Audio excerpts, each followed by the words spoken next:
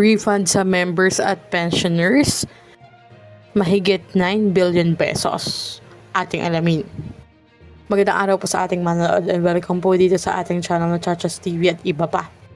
Alam niyo po bang may anunsyo ang GSIS or Government Service Insurance System?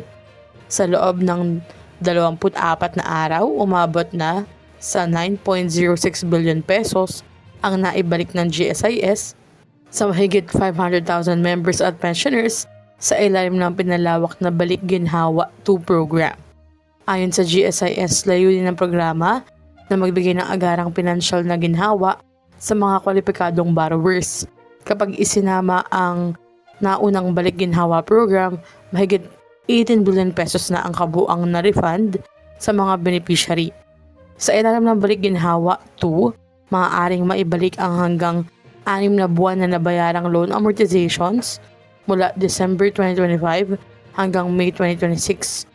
Ang refund ay direktang ipinapasok sa rehistradong GSIS bank account, habang magpapatuloy pa rin ang regular na pagbabayad ng loan at i-extend naman ang loan term.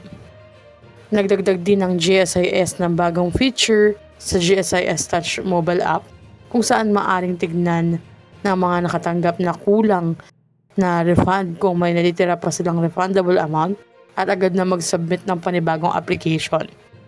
Paalala ng GSIS, voluntary po ang pagsali sa programa at ang refund ay ipapadala lamang sa inyong nakatalagang GSIS account, hindi sa payroll account.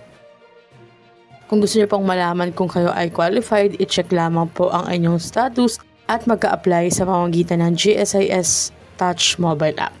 Kayo po ba ay isang GSIS member or pensioner at in-avail itong Balik Ginhawa program? I-comment na sa baba. Hanggang dito na naman po muna. Ito ang Chachas TV at iba pa. I-like, share, and subscribe para ka-updated. God bless po and have a nice day.